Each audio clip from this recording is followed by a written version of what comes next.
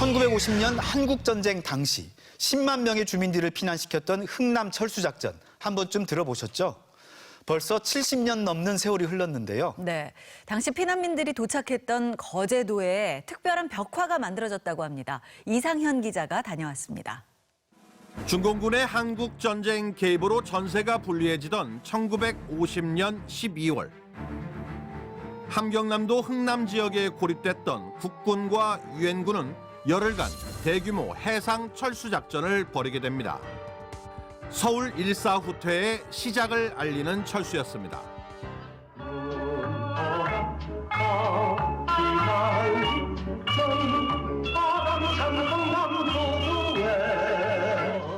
당시 체감온도 영하 30도의 흥남부두는 20만 명에 달하는 피난 인파가 몰렸는데 이 때문에 국제시장 같은 영화나 드라마, 굿세어라 금수나 같은 대중가요 등에서 단골 소재로 등장하곤 했습니다.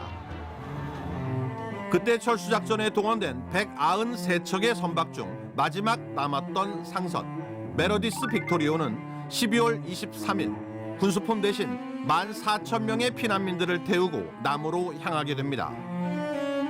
다음 날 부산항을 거쳐 12월 25일 크리스마스에 이들이 도착한 곳은 거제도의 장승포항. 사망자는 단 한 명도 없었고 사흘간 배 안에선 김치파이브라 이름 붙여진 5명의 아이까지 태어나 크리스마스의 기적으로 불리워졌습니다.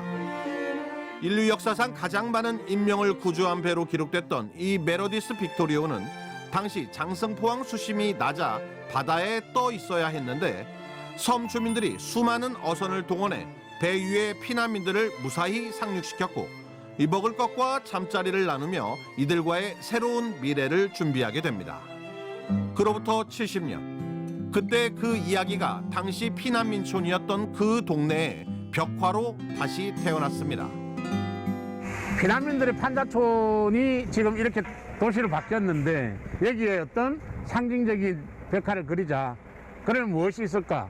빅토리아호가 장승포항의 기적이라 그러거든요. 그 기적을 여기에 스토리텔링으로 한번 그려보자. 평화를 베푼 도시, 거제 주민들의 자긍심을 고취시키고자 기획된 이 벽화 작업은 시민들의 적극적인 참여 속에 흥남철수 70주년이었던 지난해 말에 완성됐고 조금씩 지역의 명물이 되고 있습니다. 이와 함께 70년 전 피난민들이 첫 발을 내디뎠던 장승포항 일대도 새롭게 변하고 있습니다. 김해공항에서 차량으로 거가대교를 건너면 과거보다 손쉽게 만나게 되는 거제도와 장승포항. 우선 항구는 가족 나들이 장소로 애용되고 있는 수변공원으로 조성됐는데 한복판엔 피난민들을 안아준 거제인들의 깊은 정을 형상화한 조형물이 들어섰습니다. 70년 전 피난민들이 도착한 장승포항입니다. 이곳이 장승포항 여객터미널이 있던 건물인데요.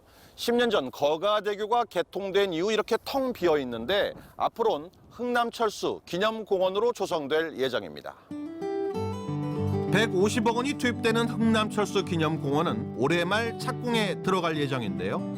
4년쯤 뒤엔 이곳에 흥남철수의 역사성과 피난민의 생활상을 한눈에 살펴볼 수 있는 기념관과 해양 경관을 조망하는 복합 문화 공간이 생긴다고 합니다. 후세대들이 그때 당시에 어떤 흥남철수 작전을 기억하고 평화의 소중함을 다시 한번 느끼는 그런 공간으로 저희들이 조성할 준비를 하고 있습니다. 항구 뒤편으로는 이른바 기적의 길이 조성됐습니다. 이곳에서도 좁은 골목길 따라 조그마한 건물 곳곳에 흥남철수의 기적을 이야기해주는 벽화들을 만날 수 있었는데요. 특히 피난선에서 태어났던 김치파이브의 이야기 그림이 눈길을 끌었습니다. 수소문 끝에 그 이야기의 주인공 중 한 명을 찾아가 봤습니다.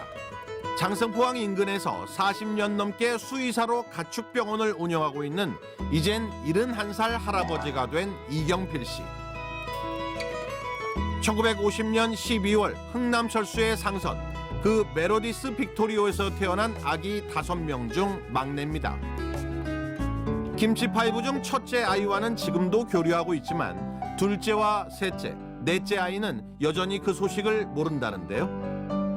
피난왔던 그때의 기억은 없지만 달랑 사진기 2대만 들고 왔다는 아버지를 통해 그때의 비극을 간접적으로나마 느껴왔다고 합니다. 잠시 편한다가 좀 있어라. 그래 할머니 놔두고 이제 배러 갔다고요. 그래 떨어질 때 알았으면 사진을 한 장 갖고 왔으면 좋은데 사진도 한 장도 없지. 그래 그다음 언제 돌아서 물은답니까? 훗날 고향에 유골을 뿌려달라는 유언과 함께 자신의 묘에 흥남 고향집 주소를 새겨놓고 가신 아버지는 평생 평화라는 이름을 내건 사진관과 자파상을 운영했습니다. 근데 아버지도 물었지 왜 평화를 고집합니까? 서로 사이좋게 전쟁을 지내면 좋겠다. 그다음 왕래를 하면 좋겠다. 평화 쉽게 말하면 전쟁하지 말자. 그 뜻이더라고요. 이렇게 흥남 철수가 남긴 교훈은 거제도 하면 떠오르는 장소 포로 수용소 유적지에도 오롯이 새겨져 있습니다.